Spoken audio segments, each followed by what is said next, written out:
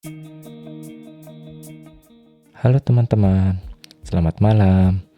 Kembali lagi dengan gua Aiman dan selamat datang di Night in Tokyo.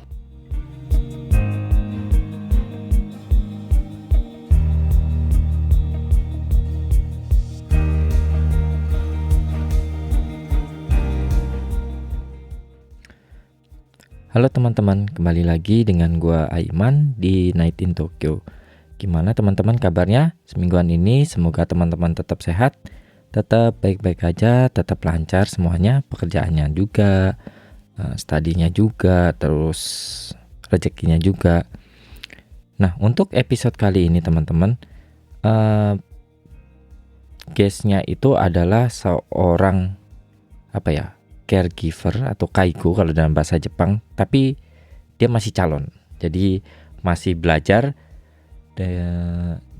Yang nantinya dia itu bakal jadi kaigo atau caregiver di Jepang. Nah, di sini langsung aja ada Dele. Halo, Dele. Halo. Gimana kabarnya? Baik. Alhamdulillah baik. Sekolahnya lancar walaupun lagi PKL. PKL, baitonya ya? Bukan. PKL itu Jisoo. Oh, Jisoo. Jadi sekolah kan ada PKL-nya gitu loh. Pergi langsung ke Gembanya, pergi langsung ke Gembanya. Oke. Nah, kan kita pernah ngobrol gitu. Terus kamu cerita kayak dari Indonesia, ada program kayak caregiver gitu kan datang ke Jepang. Nah, bisa cerita sedikit nggak sih kehidupan ya waktu itu atau sebelum kamu datang ke Jepang gitu loh. Waktu berarti lulusan apa? SMA ya masih ya? Aku SMK. Lulusan SMK. Ya. Ada. Bisa sorry. Bisa ceritain dikit nggak ceritanya waktu SMK terus lulus dan datang ke Jepang kayak gimana kita? Ya, jadi waktu sebelum datang ke Jepang itu kan aku masuk ke SMK Kesehatan ya. SMK Kesehatan jurusan keperawatan. Nah, biasanya kalau misalnya SMK gitu atau SMA yang mau lulus pasti kan ada kayak goes to campus gitu. Jadi selesai dari sekolah itu tuh kalian mau kemana itu pasti bakalan diarahin sama sekolahnya.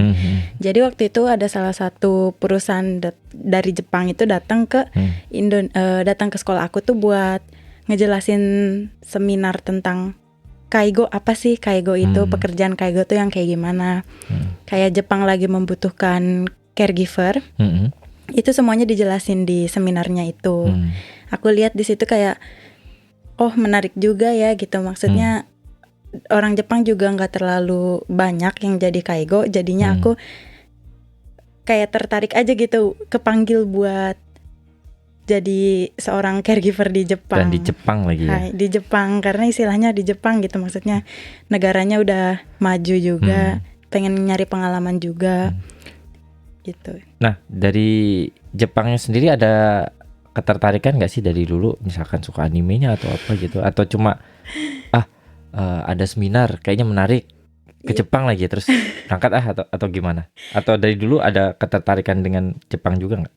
Kalau sebenarnya sih kalau jujur nggak ada ketertarikan sama sekali sama Jepang. Jadi cuma di seminar dijelasin, gajinya juga disebutin gitu. Jadinya ya terus gitu. Sekolah juga maksudnya ditanggung gitu sama pemerintah Jepang. Jadinya kayak ya udah nih, orang tua gue udah tua juga, takut kenapa-napa kalau masih di Indonesia pun. Akhirnya kayak ngeberaniin diri ke Jepang aja kali ya gitu. Kayak terus di pikiran apa ke Jepang aja ya. Tadinya aku sebenarnya pengen kuliah lanjut keperawatan juga di universitas, tapi kayaknya pengen nge-challenge diri sendiri aja gitu, pergi ke luar negeri kan. Yaudah akhirnya aku memutuskan untuk belajar bahasa Jepang.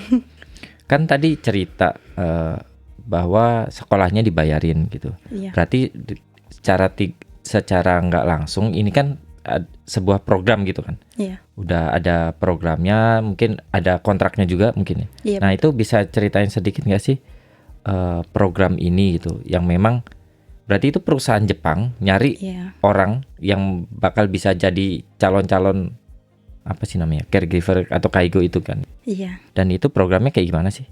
Jadi sebenarnya itu aku kan ikut program swasta. Sebenarnya ada program yang bukan swasta itu namanya IPA. Kita dikenal IPA. Iya, jadi itu benar-benar susah. Itu negara yang milih. Negara Indonesia sama Jepang yang milih. Mereka nggak lulus Kokasike, nggak lulus ujian nasional, mereka langsung dipulangin ke Indonesia. Itu program yang benar-benar KUNI yang ngambil, benar-benar negara yang ngambil. Tapi kalau program yang aku ikutin itu program swasta. Jadi perusahaan sendiri itu yang nyari anak, bukan ikut pemerintah. Jadi satu perusahaan itu nyari anak yang pengen jadi caregiver. Nah sistemnya itu karena aku waktu itu bahasa Jepangnya belum bagus, jadi sistemnya 1 tahun sekolah bahasa, 2 tahun sekolah caregiver ini di Jepang ya. Di Jepangnya ini. Nah 1 tahun sekolah bahasa ini sebenarnya itu perusahaan yang nanggung. Nah 2 tahun ini beasiswanya dari pemerintah. Dari pemerintah Jepang, pemerintah Tokyo. Tokyo. Nah Tokyo di sini. Jadi pemerintah lokal pemerintah daerah Tokyo ya. Daerah Tokyo. Jadi uang sekolah aku ini dibiayain asalkan aku harus kerja 5 tahun. Jadi kayak ikatan dinas istilahnya di Indonesia itu ikatan dinas. Di situ aku mikirnya pas seminar dulu itu kan 8 tahun dibilangnya. Aku mikirnya kelamaan, tapi aku rapat lagi sama orang tua aku. Ya dibandingkan kita sama aja kayak kita dikerja di Indonesia, selesai kuliah harus cari kerja lagi kan. Cuma kalau di sini udah tinggal belajar yang bener, selesai sekolah nggak usah cari kerja lagi, langsung masuk, udah langsung ditanganin gitu. Nah jadi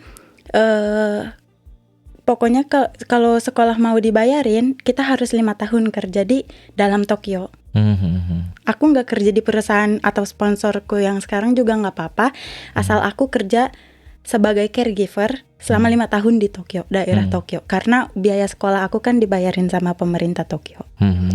Kayak gitu. Nah, syarat-syarat atau apa gitu waktu masuk ada nggak sih?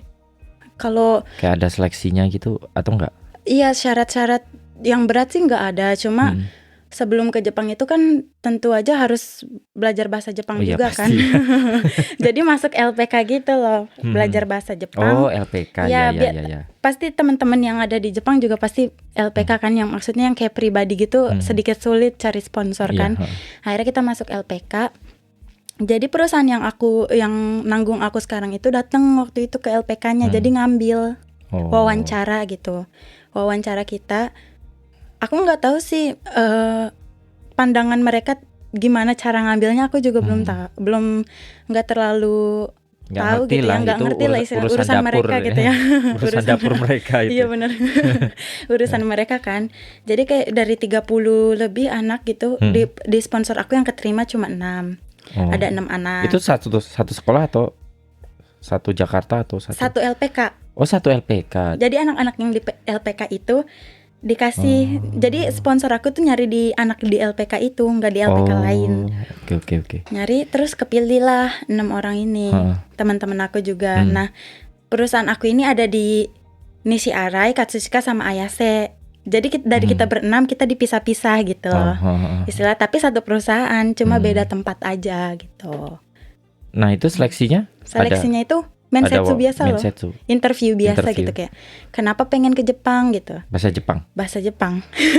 Dulu aku belum dapat N5, jadi itu sehari sebelum ujian N5 itu udah di interview pakai bahasa Jepang. Tapi waktu itu ada translatornya itu guru bahasa Jepang. Oke. Yang dari LPK itu. Iya. Tapi ditanyanya yang gampang-gampang gitu, namanya siapa, umurnya berapa, terus kenapa pengen ke Jepang gitu. Jepang itu negara yang kayak gimana sih? Cuma ditanya gitu doang. Nah terus gimana mereka milihnya? Nah itu yang nggak aku tahu kan. Tadi ya. Ya, nah terus itu tuh karena angkatan sebelum aku, orang yang sebelum aku berangkat datang ke Jepang itu katanya ada yang salah nama, katanya harusnya. Itu nyesek banget kan. Ini yang kepilih orangnya kayak gimana gitu. Jadi akhirnya ditanya sama guru aku, kenapa milih ini, kenapa apa benar dia yang kamu pilih gitu. Maksudnya dipastiin lagi lah, takut kejadian yang sama keulang kan. Akhirnya kalau orang Jepang katanya lihat aku anaknya Genki terus Akarui Genki. katanya. Oh iya. Katanya iya, gitu ditanya. Mungkin dari cara kita yang menjawab, cara kita duduk atau cara kita gimana mungkin dibandingkan bahasa Jepangnya, dibandingkan ini anak pintar apa enggaknya. Sikakunya. Kayaknya lebih kayak Apa ke ya? sikap sih. Ya sikap Mungkin karakternya ya.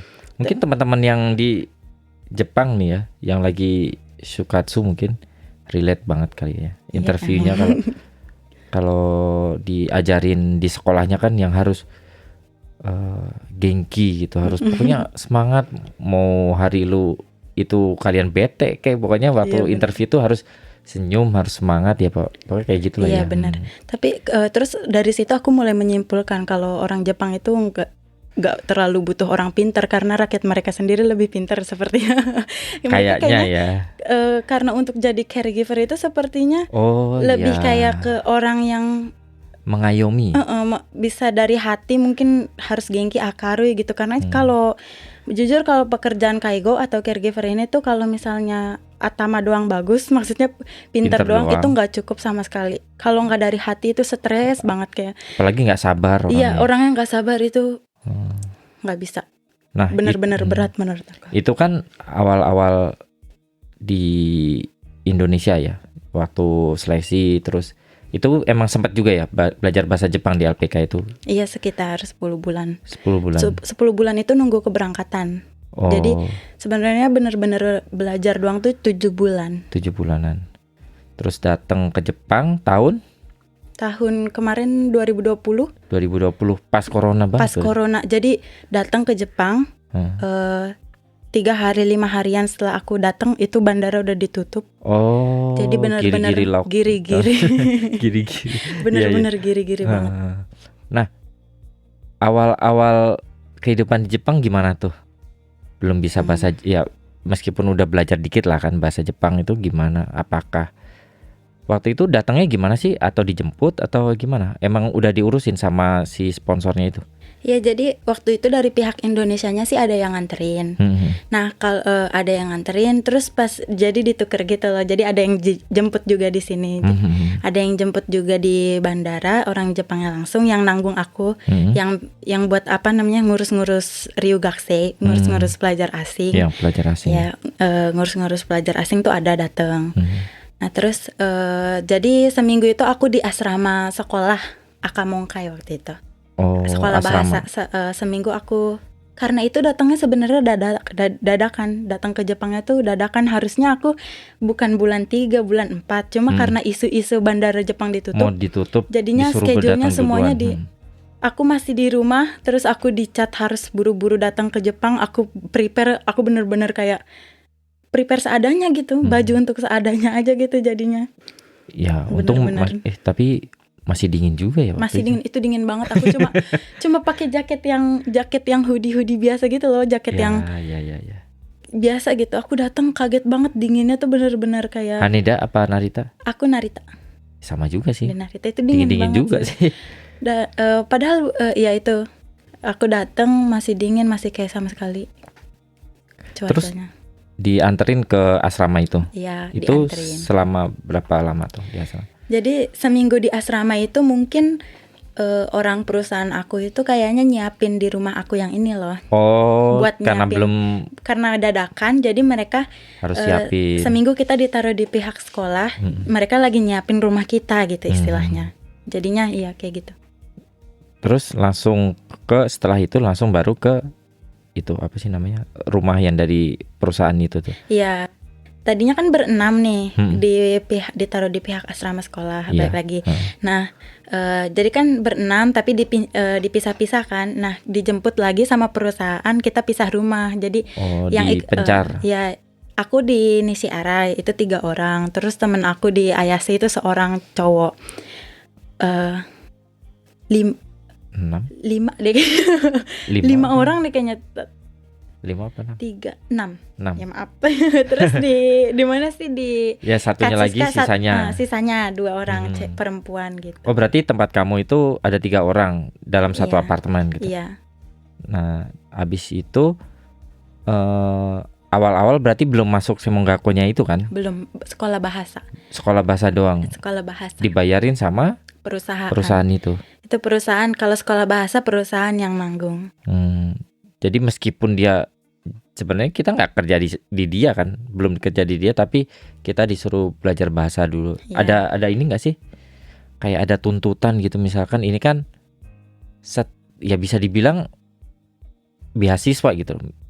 Bisa dibilang beasiswa, terus ya meskipun ada ini kan, ada apa sih namanya?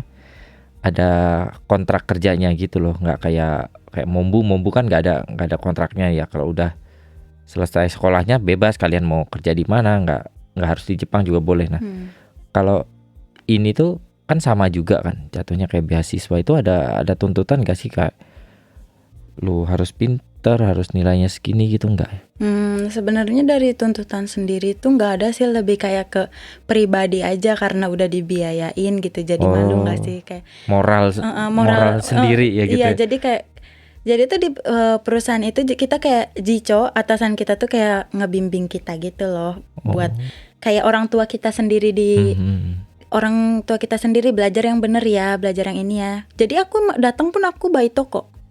Aku datang ke Jepang aku langsung baito untuk kehidupan sehari-hari, kan nggak mungkin ini juga iya, kan. Benar juga. Oh iya kan. Aku baito cuma aku baito di Rojing Homo, cuma nggak kerja sebagai caregiver karena aku belum punya ini caregiver kan. Jadi aku cuma kayak bantu-bantuin. Harus ada sertifikat ya. Iya, cuma bantu-bantu di caregiver di Rojing Homo-nya ini doang gitu. Oh iya benar juga ya. Meskipun apa sih namanya? Biaya sekolahnya dibayarin kan, biaya hidupnya nggak ada. Ya bener, nggak ada. Nggak ada. Tapi rumah dibiayain. Rumah bayar sendiri. Jadi dari gaji itu udah dipotong sekitar 3 mang sangzeng karena. Jadi 33.000. Gaji dari baito itu. Dari baito itu dipotong. Oh, jadi sekolah dibayarin, kalian baito di tempat kita. Iya. Nanti kita bayar. Ya uangnya buat bayar apartemen sama bayar kehidupan masing-masing gitu. Oh, kayak gitu. Iya, kayak gitu. Rapi juga ya maksudnya. Iya. Enggak yang datang-datang terus dilepas kayak domba gitu. Enggak. Itu bener-bener kita awal datang kan zamannya corona ya, bener-bener kayak suhu badan semuanya ditanyain, terus kayak nggak boleh keluar dalam waktu panjang, kayak kalau mau ke spa silahkan tapi jangan pergi kayak jalan-jalan gitu loh. Jadi aku belum pernah ngerasain susahnya corona gitu tuh. Udah datang ke Jepang pun paling jauh cuma ke Konbini, cuma ke Supa gitu, jauh sekolah doang, udah gitu doang. Jadi sekolah juga dulu online sampai bulan 6. Sampai bulan Juni aku tuh dulu online nih Honggogakunya. Jadi aku kayak shock gitu loh, kayak aku udah datang ke Jepang tapi kayak nggak merasakan nikmatnya gitu loh karena corona ini. Balik lagi ngelihat layar doang. Iya gitu. Kayak ngeliat layar doang, kayak tiap hari sekolah baito, udah gitu doang. Tapi awal-awal ada ini nggak sih, ada kendala gitu, apakah kayak shock culture gitu? Shock culture sih aku belum terlalu tahu ya, soalnya kan nggak ada siapa-siapa selain teman orang Indonesia sendiri kan. Jadi aku aku nggak terlalu tahu budaya Jepang kayak gimana, harus kayak gini gimana. Aku juga nggak tahu. Aku pas hujan naik sepeda nggak boleh pakai payung pun aku nggak tahu sama sekali. Nggak ada yang ngasih tahu ya? Nggak ada yang ngasih tahu. Maksudnya benar-benar kayak kalau bukan dari diri sendiri tuh masih zero banget, benar-benar gak tahu. Bahkan di Konbini pun kadang kalau belanja reji bukuro, bukuro goryo desu ka gitu kan, aku nggak ngerti sama sekali tuh kayak apa ya, ngomong apa ya? Plastik belanja ya? Plastik belanja gitu. Gak ngerti sama sekali. Itu paling yang susahnya waktu belanja aja sih, kalau pengen apa-apa gitu. Oh iya ya. Terus gitu. Semuanya kanji kan ya? Semuanya kanji. Gimana milihnya waktu itu? Tapi Cap-cip kalau kanji Fukuro sih aku ngerti. Kanji N3 lah aku masih ngerti, cuma untuk kaiwanya itu kayak masih. Oh, karena nggak ada teman buat ini ya? Nggak ada teman. Lah di baito itu ngobrol juga. Cuma kan kalau baru awal masuk kan. Oh iya juga ya. Pengen deket juga kayaknya, cuma sekedar takut. Gimana sih, namanya juga sama orang karyawan kan, orang perusahaan takut gitu. Takut ganggu juga. Aku sebenarnya beruntung sih kalau misalnya pengen belajar bahasa Jepang itu beruntung banget, soalnya di tempat baito aku tuh Iya, aku sendiri orang Indonesia gitu, yang lainnya orang Jepang nggak ada.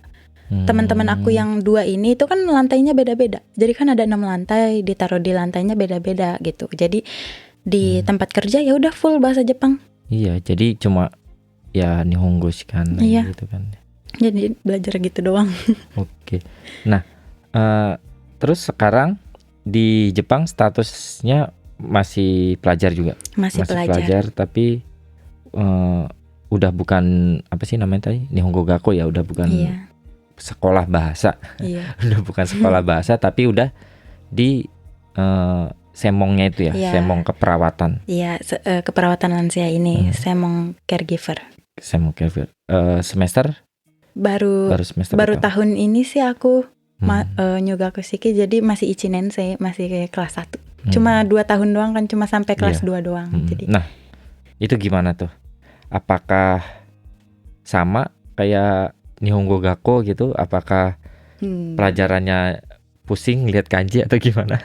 Enakan Nihongo Gakko kemana-mana. Aku bersyukur banget aku pernah masuk Nihongo Gakko, itu serunya minta ampun. Dapet temen itu gampang banget loh di Nihongo Gakko tuh. Kayak dari negara macem-macem gitu, pertukaran budaya. Terus PR-nya juga cuma kayak nyalin kanji, ngapalin kanji. Sekarang itu kayak harus ngapalin bahasa-bahasa yang bener-bener bahasa Indonesianya pun semong yogo ya. Semong yogo tuh bahasa Indonesia pun susah diapalin kan, kalau anggota tubuh, bukan anggota tubuh kayak atama, bukan, maksudnya kayak tulang gitu-gitu kan, bahasa keperawatan kan susah ya. Sekarang harus belajar dalam bahasa Jepang, terus harus ujian. Bahasa Indonesianya aja belum tentu tahu. Iya, makanya itu. Bahasa Indonesianya aja belum tentu tahu gitu. Jadi sekarang harus pakai belajar bahasa Jepang gitu. Aku malah nyesel kayak, kok di Nihongo Gakko nggak belajar kanji kayak gini aja tuh. Aku nyesel karena bener-bener susah banget gitu, susah. Karena beda level sih ya. Bener-bener susah diapalinnya gitu. Nah, waktu di Nihongo Gakko tuh udah N berapa? Aku kan di Nihongo Gakko datang ke Jepang itu sebenarnya aku udah dapat N3. Jadi sebelum datang ke Jepang aku punya N3. Tapi N3-nya bukan JLPT. N3-nya itu NATES. Nah, jadi kan ada JLPT sama satu lagi apa ya, aku lupa, nggak terlalu apa sih, lupa, pokoknya gitulah. Nah, aku ikut NAT waktu itu karena udah nggak ada waktu lagi. Akhirnya ikut NAT, nggak ada waktu buat nunggu JLPT-nya itu ya. Akhirnya aku ikut NAT tuh. Nah, tapi pas sampai Jepang, NAT itu nggak diakuin tuh, bukan, nggak tahu kali ya orang Jepang. Mungkin katanya NAT itu gampang katanya. Oh, kata mereka. Katanya tuh bukannya nggak bisa diakuin, tapi dianggap kayak gampang gitu. Akhirnya aku sebenarnya disuruh ikut JLPT N3 lagi loh. Pas belajar di Nihongo Gakko sama perusahaan aku, karena simpainya karena sebenarnya level aku bukan N3 gitu istilahnya. Mereka khawatirnya kayak gitu. Nah, sementara aku di Nihongo Gakko itu aku lagi di kelas belajar N2, maksudnya kelas buat belajar N2 NICHI. Ya. Teman-teman aku tuh yang orang Cina yang lain tuh pada ikut NICHI, aku ikut N2. Ya, nggak usah ditanya, orang Chinese kan. Oh iya, teman-teman aku yang lain tuh sebenarnya NICHI kan. Nah, akhirnya karena aku ngerasa kayak, kok sayang banget ya udah sekolah di bahasa, udah dibayarin gitu, kenapa harus ngulang N3 lagi? Aku mikirnya kayak gitu kan. Terus aku bersikuat, aku ngomong sama perusahaan aku ngomong ke atasan aku nggak mau ikut N3, aku pengen cobain aku di level N2 gitu. Aku udah pernah ngambil N3 gitu, tapi orang Jepangnya tetap kekeh sebenarnya. Tetap tapi level kamu tuh beda, katanya kayak gitu. Kamu gak bisa, level kamu yang kamu ikutin tuh hikui, sampai digituin tuh. Kamu hikui ya kayak gitu. Sampai itu rendah, katanya rendah, kamu ikut N3 aja dulu. Tapi nggak apa-apa, tapi sensei aku di sekolah nyuruh aku tuh N2 aja. Aku sengaja ngomong kayak gitu supaya diawasi loh sama sekolah. Percuma aku datang ke sekolah suruh ikut N3 lagi. Kalau kayak gitu mah cuma tinggal ngulang-ngulang aja kan, kok nggak usah sekolah gitu, ngabisin duit. Udah akhirnya bulan 12 aku beraniin aku ikut N2. Akhirnya perusahaan ngalah sama aku. Akhirnya aku ikut N2. Untungnya lulus. Coba kalau nggak lulus malu banget pasti kan, udah maksa perusahaan minta N2 nggak lulus kan, sayang kan. Ya udah akhirnya aku lulus. N3-nya nggak dapet, N2-nya juga nggak dapet kan. Iya, itu dia yang aku seselin. Untungnya lulus. Untungnya lulus ya, gitu istilahnya. Bagus lah. Iyalah. Karena ya hebat dong, karena N2 tuh nggak gampang teman-teman. Aku beruntung aja sih sebenarnya. Mungkin teman-teman bertanya-tanya sesusah apa sih N2, karena level antara N3 dan N2 tuh kan jauh. Jauh bener. Tapi N2 ke N1 itu lebih jauh lagi. Itu lebih jauh jaraknya, kayak sama sekali nggak tahu. Bener. Itu kanji apa ya, akademis ya, itu banyak N1 banget. N1 tuh lebih kayak ke kanji yang Nihongo zaman dulu, terus yang keluar di TV, yang keluar Shimbun di Shimbun, pokoknya. Shimbun apa, newspaper. Bukan Nichijoteki gitu. Ya. Kalau misalnya untuk kehidupan sehari-hari sih N2 juga udah cukup gitu. N3 juga udah cukup N3 sih. N3 juga ya, kalau misalnya kaiwannya lancar tuh cukup banget. Nah, kan selanjutnya kan aku kayak dulu pernah dengar gitu loh. Di Jepang itu pekerjaan kayak kaigo atau caregiver itu kan nggak populer banget gitu. Sampai Jepang sendiri itu malah nyarinya ke Southeast gitu loh, antara kan kita taunya, yang gua tahu tuh banyak orang Filipin paling banyak kayaknya. Benar. Filipin, Indonesia, Vietnam itu tuh banyak banget gitu jadi kaigo atau caregiver di Jepang tuh. Itu benar nggak sih? Itu benar banget. Jadi di Jepang tuh kayak dianggapnya tuh kayak pekerjaan kaigo tuh pekerjaan yang gajinya rendah. Itu pertama ya, gajinya rendah. Yang kedua itu kotor. Ketiga itu abunai, kiking. Pekerjaan yang bahaya gitu. Bahaya itu dalam arti yang berbeda ya. Terus orang Jepang surai bilangnya. Pekerjaan kaigo tuh banyak stresnya, Tamaru. Tapi iya sih, balik lagi kan aku tadi bilang di awal, kalau misalnya kerja sebagai kaigo cuma ngandelin pinter doang itu nggak bakal bisa. Mereka harus ngandelin hati, harus ngandelin sabar gitu. Harus jadi sabar, karena kan yang kita hadapin orang yang udah nggak jelas gitu. Istilah kasarnya tuh orang yang udah atamanya tuh lagi ya bukan orang biasa gitu istilahnya. Ya udah umur udah mau gimana lagi gitu, mau gimana lagi, udah umur kan gitu. Dan berarti di Semongaku itu gak banyak orang Jepang loh? Ada kok. Ada. Banyak kok orang Jepang. Jadi gini loh, istilah kasarnya, kita ngomong kasar aja ya. Jadi tuh kalau di perusahaan aku sendiri, yang orang Jepangnya tuh kayak mereka nggak keterima di perusahaan yang dia mau gitu. Terus pelarian, ya benar banget. Jadi tuh kayak gue sering disebut kayak pekerjaan pelarian gitu. Makanya banyak yang nggak kerja pakai hati karena mereka cuma jadiin kaigo tuh sebagai pelarian. Ya, yang penting dapat duit gitu. Iya benar. Nah, terus kenapa Jepang cari dari Tonan Asia, dari South Asia gitu? Pertama karena menurut kita tuh pekerjaan kaigo kalau dirupiahin misal jadi gede gitu kan. Uangnya jadi kayak gede gitu. Kita mikirnya gitu. Tapi menurut orang Jepang sendiri, kalau kerja cuma kaigo tuh nggak bisa ngehidupin anak-anak kita gitu. Banyak yang mikir kayak gitu, nggak bisa nggak bisa ngehidupin generasi kita selanjutnya kalau cuma jadi kaigo. Tapi menurut aku ya, dalam waktu nggak dalam waktu dekat sih, kayak pandangan orang terhadap kaigo tuh pasti bakalan berubah. Soalnya kenapa? Pertama itu belajarnya susah loh. Ngambil kokashikeng, ngambil shikakunya ini tuh susah. Shikaku sebagai kaigo fukushishi, sebagai caregiver. Bahasa Indonesia. Sertifikat kali ya. Sertifikat buat jadi seorang kaigo ini tuh belajarnya juga susah. Terus kerjaannya juga susah. Ya kan, mungkin beberapa tahun ke depan itu gajinya juga bakalan berbeda, dan orang-orang ngelihat pandangan sebagai kaigo tuh bukan pekerjaan yang sembarangan gitu. Ditambah kan orang Jepang makin memuncak ya, lansianya makin memuncak. Makin banyak. Jadi makin banyak kaigo yang dibutuhin dong otomatis. Guru aku ngomong kayak gitu sih. Yang di Semong. Ya, yang di Semong aku ngomong pasti bakalan berubah. Jadi pekerjaan kaigo tuh dipandangnya bakalan berubah.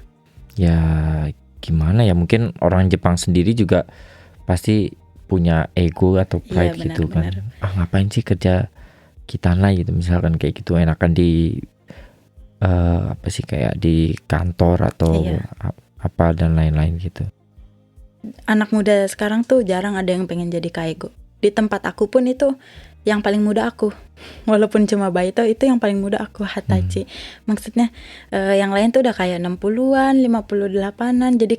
Jadi senpai tachi aku tuh Jadi kayak Jauh. orang tua aku sendiri gitu loh. Mereka Kayak ngedidik aku. Iya benar, kayak emak, nggak ada yang seumuran tuh, nggak ada.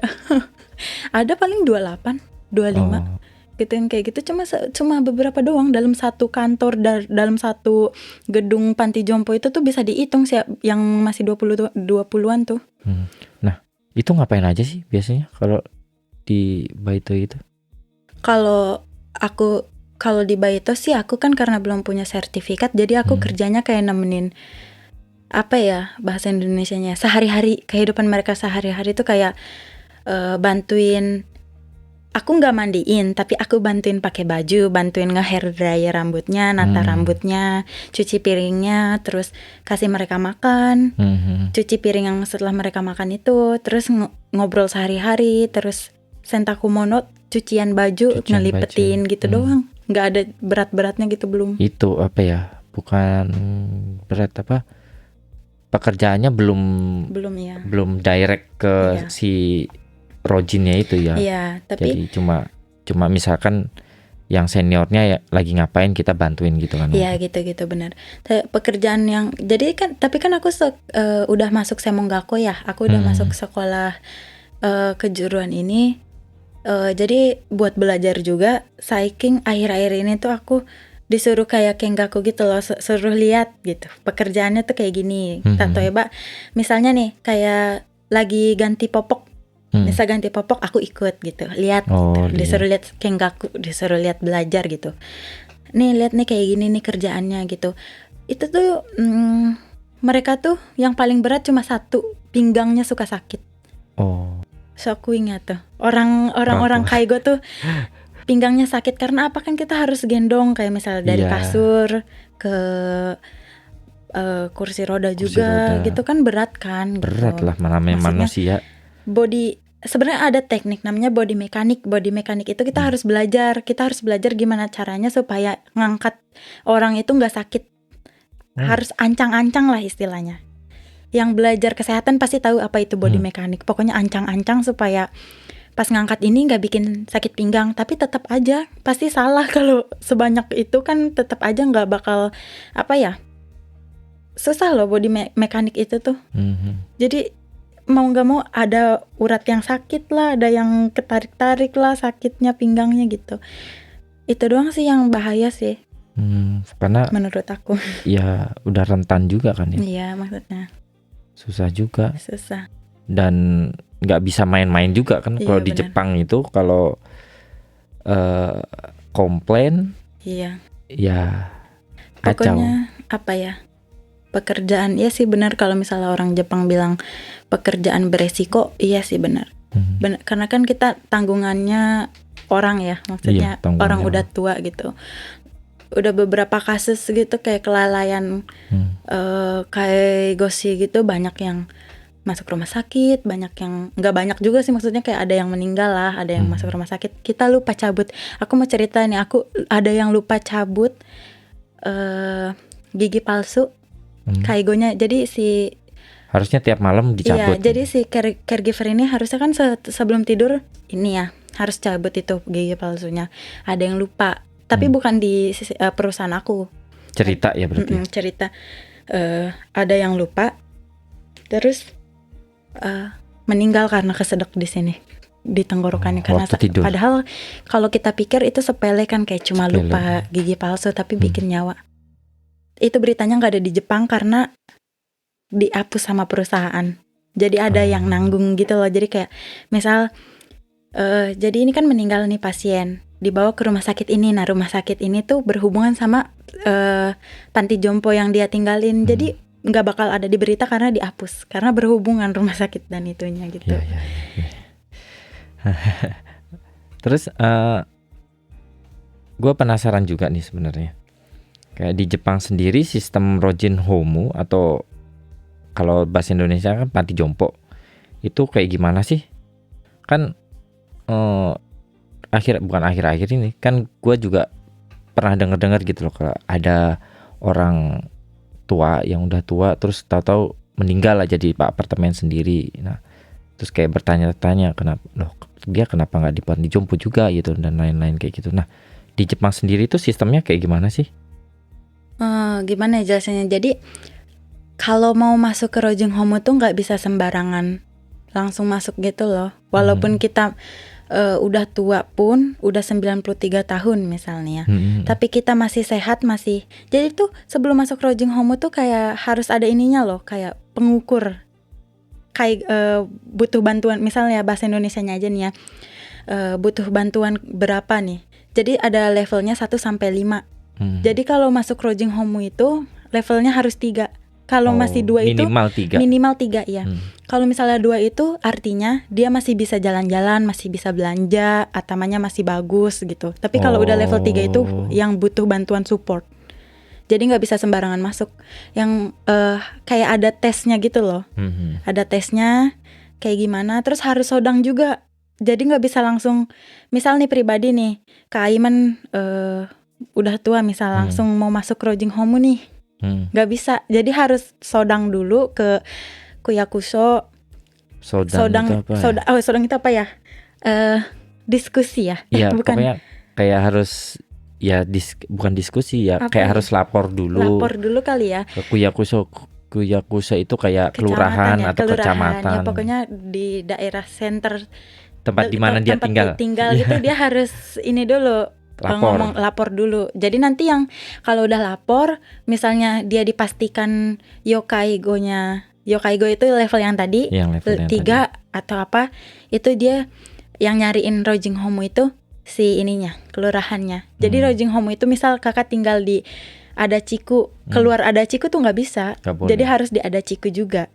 Nah terus dia tuh nunggu sistemnya waiting list. Kalau emang kalau misalnya emang ada tempat, ya iya dia bisa masuk. Tapi kalau nggak ada ya nunggu gitu. Jadi keluar tanggungan keluarganya. Kalau nggak dia di Desa Bisu gitu.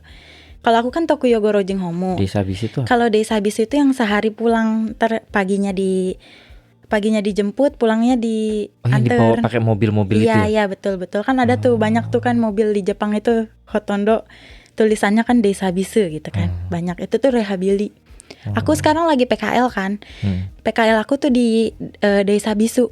Tapi bukan Desa Bisu biasa, Desa Bisu Ninchisho. Jadi orang-orang yang ada di situ Ninchisho semua, demensia semua. Ninchisho tuh udah demensia. Otaknya udah lemah lah. Udah lemah kayak udah benar-benar udah aneh gitu, udah kayak balik lagi ke anak kecil lah istilahnya, udah nggak selayaknya orang tua gitu kalau udah Ninchisho tuh. Jadi aku lagi PKL di situ. Jadi aku pagi aku jemput pasien, pulang juga aku pagi tuh jemputnya biasanya jam 9:30, jam 9. Ada yang jam 9, ada yang 8:30 gitu. Berangkatnya terus pulangnya jam 4 gitu. Jadi otak mereka dilatih sehari-hari supaya nggak. Jadi Ninchisho itu, demensia ini tuh penyakit yang bisa dilambatin tapi nggak bisa disembuhin. Dia tuh bakalan terus-terusan berlanjut, makin parah. Ya. Jadi dia bisa dilambatin tapi dia nggak bisa disembuhin. Jadinya kayak supaya dilambatin itu harus beraktivitas sama orang lain, bikin kerajinan, terus harus senam kesehatan motoriknya gitu, motorik gitu. Jadi ya aku PKL di tempat kayak gitu. Jadi biasanya kalau emang belum dinyatakan layak buat masuk Rojing Homo, ya nggak bakalan masuk Rojing Homo gitu. Beneran emang kalau bisa dibilang Abunai Taihen sih iya sih, karena yang masuk di Rojing Homo atau panti jompo itu kan udah berarti levelnya parah kan. Iya, udah benar-benar 3 ke atas kan. 3 ke atas. Beneran bukan apa ya, bukan orang tua yang masih aktif terus masih seneng ketemu anak-anaknya gitu kan ya berarti. Sebenarnya ada sih yang nggak butuh kayak gitu, itu namanya Yuryo Rojing Homo. Jadi jenisnya tuh ada banyak. Yuryo Rojing Homo itu Rojing Homo yang berbayar. Jadi cuma orang-orang kaya yang bisa masuk situ. Jadi mereka nggak dipastiin itu kalau mereka punya uang pun mereka bisa masuk gitu. Itu benar-benar kayak hotel bintang 5. Menurut aku ya kalau ukuran panti jompo itu. Karena kamarnya juga bagus gitu. Kamarnya juga bagus karena mereka bayar, bukan dari hokeng. Kalau masuk Rojing Homo kan hokeng. Hokengnya negara ya. Jadi ini negara, mereka bayar nenking ya dari situ uangnya. Dari Rojing Homo. Tapi kalau misalnya Yuri Rojing Homo ya dia mereka bayar uang pribadi. Orang tajir gitu ya. Mungkin karena siangnya anaknya kerja gitu, nggak ada yang nungguin, mending di itu. Nah gue penasaran juga nih, kalau di Indonesia tuh kan panti jompo kesannya gimana gitu, ya nggak sih? Benar. Makanya kalau di Indonesia tuh ada istilah kalau orang tua nih udah tua terus kalian kirim ke panti jompo itu kesannya durhaka gitu. Durhaka banget Nah, kesannya. di Jepang tuh apakah kayak gitu juga atau mungkin gimana? Di Jepang malah sebaliknya, kalau nggak dimasukin panti jompo durhaka. Oh ya? Lah kan nggak ada yang ngurusin. Oh iya benar juga ya, mereka pasti kerja ya. Iya, mereka kan pasti kerja, nggak mungkin. Kalau kita tuh, aku punya cerita nih waktu di Indonesia dulu kan aku sekolah keperawatan juga. Nah, ada sebuah panti jompo. Jadi guru aku tuh cerita di panti jompo itu tuh katanya ada seorang keluarga yang pengen nganterin mamahnya ke sana, harus diwawancara dulu kan, kenapa pengen masukin mamanya gitu. Oh ya. Nah terus kita kerja nggak ada yang ngurus katanya kayak gitu, kalian jangan sampai jadi anak yang menyesal, jangan sampai jadi anak durhaka katanya, digituin sama panti jomponya. Tapi kalau di Jepang itu berbanding terbalik, masuk panti jompo karena emang butuh support, karena butuh bantuan kehidupan sehari-hari kan, karena terus-terusan keluarga yang jagain itu. Orang Jepang mikirnya pertama kan butuh kayak ada perawat yang liatin, ada kayak caregiver yang liatin, kan lebih aman kan dibandingkan kayak keluarga sendiri jadi nggak bisa kemana-mana. Terus ditinggal ya kan? pun nggak apalagi tenang demensia gitu ya, kan. ditinggal pun nggak tenang kan. Kalau di Indonesia mungkin ditambah nggak ada lodging home-nya itu karena kita nggak terlalu ini ya, banyak nenek kakek gitu loh. Jadi kalau di Jepang kan disebutnya tuh apa ya? Lebih banyak lansia dibandingkan anak muda, anak kecil. Kalau kita kebalikan. Lebih banyak anaknya anak. banyak. Iya benar. Nggak ada kakek nenek. Bahkan aku di Indonesia pun, di lingkungan aku kakek nenek pun nggak ada gitu. Istilahnya kita berbanding terbalik sama Jepang gitu. Makanya di Jepang banyak banget panti jompo. Dan di Indonesia itu pun kalau meskipun secara finansial itu nggak kuat-kuat banget pun bapaknya doang yang kerja tuh masih cukup gitu loh. Iya benar-benar. Kalau di Jepang masalahnya, apalagi dia punya anak gitu, biaya dan main-main itu pasti at least entah istrinya itu punya bisnis lain atau enggak istrinya itu ya apa ya, bayi itu kecil-kecilan gitu loh, kayak di Supa lah, kayak gitu-gitu kan. Benar. Dan jam ketika mereka nggak ada kan bahaya bagi orang tuanya juga kan, makanya dikasihin ke panti jompo. Dan panti jompo di Jepang sendiri tuh kalian jangan bayangin ke kayak di Indonesia yang jorok gitu, pipis sembarangan gitu, enggak kok, enggak. Beda banget, kayak kamar biasa aja gitu, kayak kalau di Jepang biasa. Kayak kamar biasa, kayak emang proper gitu loh. Intinya memang proper dan mereka tuh bukan dibuang tapi memang supaya dirawat supaya gitu. Dirawat ya, kayak gitu contohnya. Beda banget. Nah, terus kan udah mulai baito juga kan di mana, di Rojinomo atau panti jompo itu. Ada pengalaman menarik nggak sih ngadepin orang, apalagi yang kamu ceritain tadi gitu loh, masuk panti jompo tuh bukan yang nenek-nenek sehat kayak gitu loh, kayak harus level 3, bahkan mungkin ada yang level 5 itu. Kalau level 5 tuh kayak gimana sih? Kalau level 5 itu udah gak bisa ngapa-pain, cuma tiduran doang. Neta kiri sebutnya udah lumpuh, udah kayak udah gak bisa beraktivitas. Nunggu aja gitu, kayak udah gak bisa beraktivitas. Semuanya harus dibantuin 5, iya benar, semuanya harus dibantuin gitu loh. Nah itu ada pengalaman gak? Banyak banget. Aku sih lebih kayak ngambil pengalaman serunya aja sih ya. Emang kan aku lebih sering sama si Ryosa sama nenek kakek ini loh. Jadi kayak kalau teman-teman kerja aku kan karena sibuk ya, jadi senpai aku kan sibuk, kalau aku kan kayak nemenin mereka ngobrol gitu. Itu seru banget. Ya pengalaman pahitnya mau jelas pasti ada sih.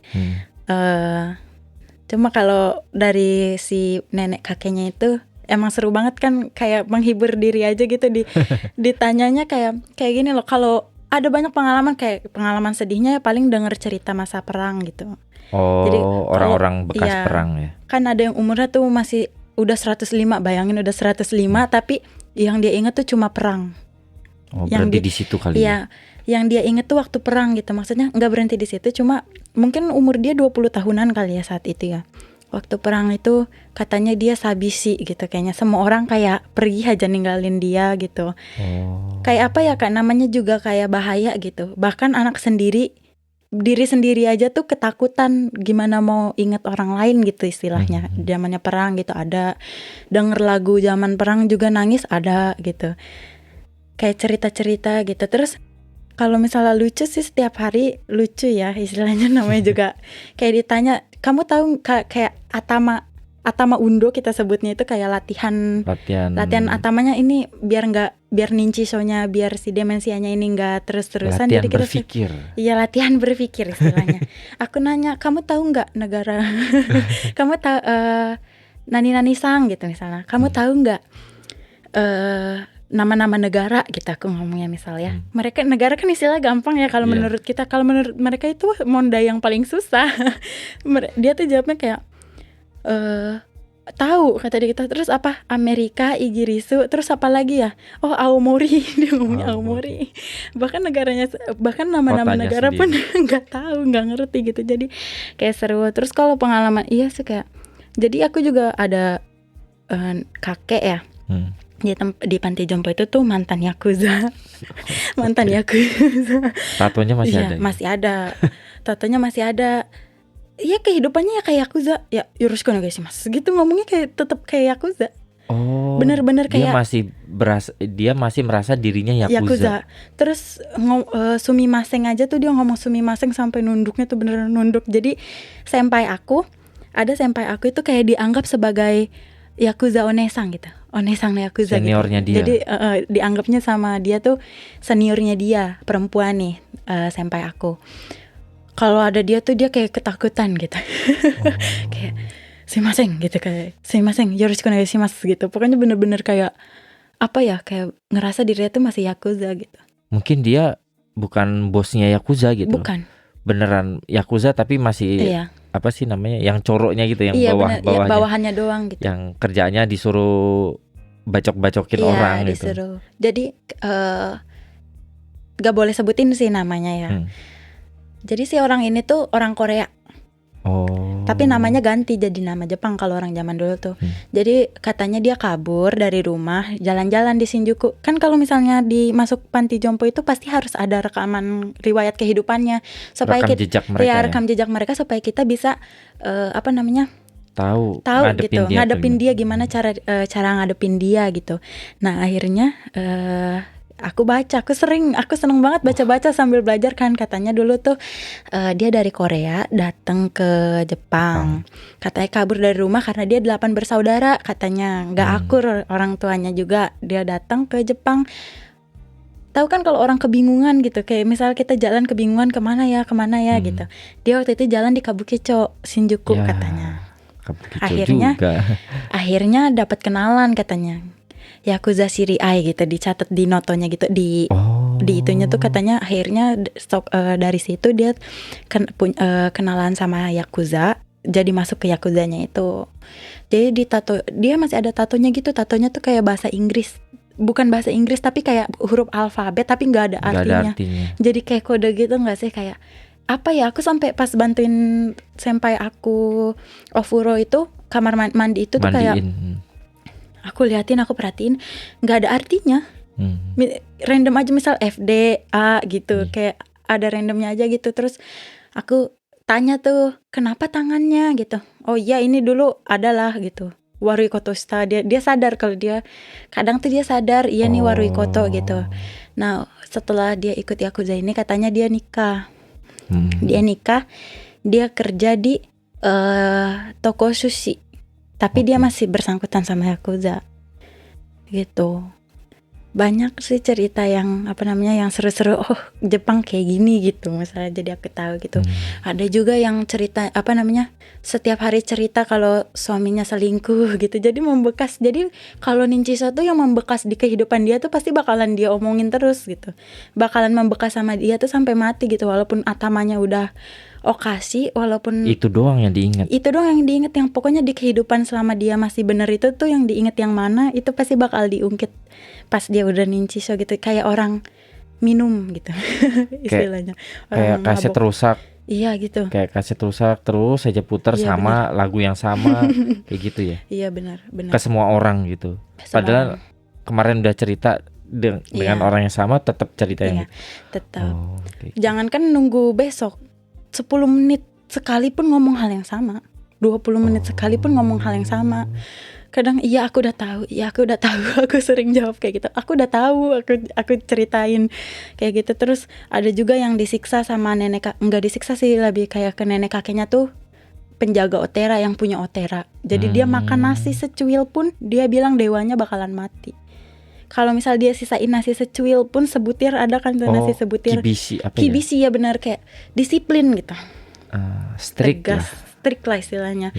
Makanya dia tuh setiap Sokuji no Jikang, setiap dia jam makan selalu dia nginget kakek nenek aku tuh Otera-sang gitu. Si punya Otera gini. Yang punya kuil yang punya kuil ya, kuil benar. Yang punya kuil, jadi aku harus makan ngabisin nih gitu. Jadi dia makan bersih banget sampai kayak nggak usah cuci piring, itu tuh bersih banget. Beneran, mungkin karena kehidupan dulunya gitu ya. Mungkin kan harus menekankan rasa syukur gitu kali ya. Iya benar. Jadi harus ya menarik. Udah nih kan tadi udah ngomongin di Indonesia gimana, terus sekarang kerjanya, baitonya, studinya gimana. Nah, kedepannya sendiri kalau udah kan bentar lagi berarti tahun depan lulus ya? Tahun depannya lagi. Oh iya, tahun depannya lagi lulus. Kan udah pasti kerja jadi kaigo karena kontrak dinas itu kan. Iya. Dan ya yang seperti yang tadi bilang juga kan 5 tahun, at least 5 tahun kan. At least 5 tahun ya. Terus selanjutnya setelah kontrak selesai gitu, apakah udah kepikiran rencana lain atau bakal lanjut gitu mendedikasikan diri menjadi caregiver di Jepang itu gimana? Aku sih punya 2 rencana ya. Yang pertama kalau aku tetap di Jepang, aku nggak bakalan jadi kaigo aja. Pertama, kalau menjadi kaigo fukushishi biasa aja kan cuma kayak kerja di Gemba. Tapi kalau misalnya emang aku tetap memutuskan diri aku bakalan tinggal di Jepang, aku belajar care manager. Manajemennya ya? Belajar manajemennya. Bukan cuma ininya kan, jadi atasannya kan. Care manager itu dia kerjanya beda sama kaigo. Jadi misalnya Kak Aiman masuk panti jompo, aku yang ngatur gimana si kaigo Sokuing ini, gimana si bawahan aku ini cara bertindak ke kakak. Jadi bagaimana si caregiver ini harus servis ke kakak, itu aku yang memutuskan. Jadi atasan lah istilahnya. Belajar manajemennya kan, bukan skillnya lagi. Iya, bukan kayak skillnya lagi harus turun ke lapangan, tapi aku cuma kayak memanage, jadi sodang ing gitu. Terus yang kedua itu kalau misalnya aku pulang, seandainya aku bakalan pulang ke Indonesia. Kan kalau di Indonesia nggak ada tuh ya Shikaku caregiver, nggak ada sertifikat caregiver, belum ada di Indonesia. Panti jomponya kayak kan? Gitu.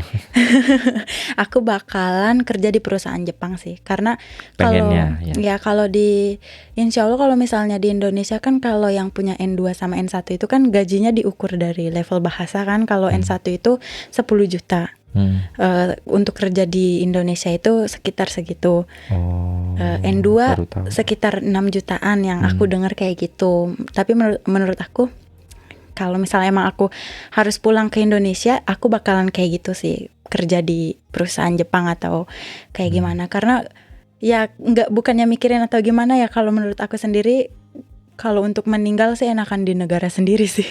Menua di negara di negara sendiri ya, benar-benar. Pensiunnya di negara sendiri. Cari uang yang banyak di Jepang, bayar nenking, pas pulang nenkingnya dicairin. Jadi duit banyak, makanya kayak gitu aku mikirnya.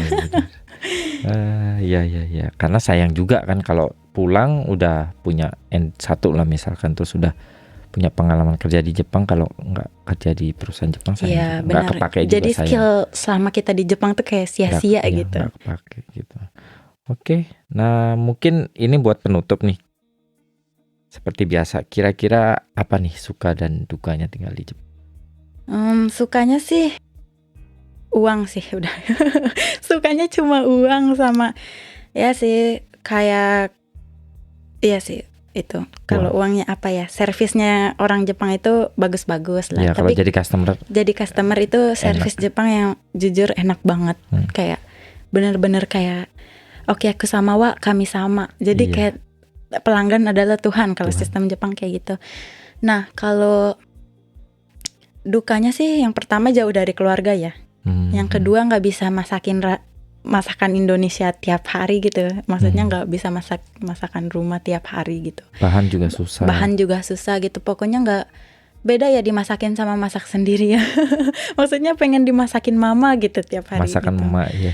Kalau misalnya ada apa-apa susah juga jauh dari keluarga gitu. Mau cerita takut bikin khawatir, dipendem gitu. Istilahnya kayak sekarang tuh di Jepang benar-benar berdiri di kaki sendiri gitu.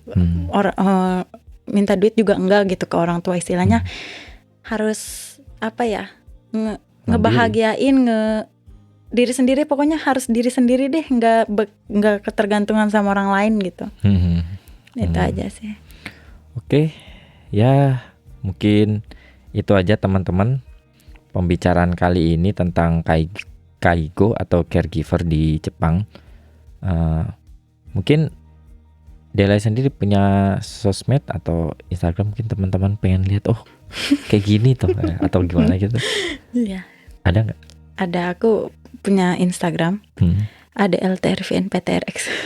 Susah namanya semua ya. Ya pokoknya nanti ditaruh juga di deskripsi teman-teman. Oke. Mungkin sekian dulu teman-teman buat episode kali ini. Terima kasih Dele udah datang. Sama-sama. Udah menyempatkan waktunya cerita tentang, meskipun belum jadi caregiver tapi ceritanya tuh udah segudang gitu loh. Jadi kalau pas jadi itu pasti bakal banyak kayak gitu. Amin. Terima kasih juga teman-teman yang udah dengerin terus Night in Tokyo. Jangan lupa juga follow Instagram Night in Tokyo di night.in.tokyo. Di sana gua bakal share atau berbagi informasi tentang Jepang atau tentang podcast ini juga.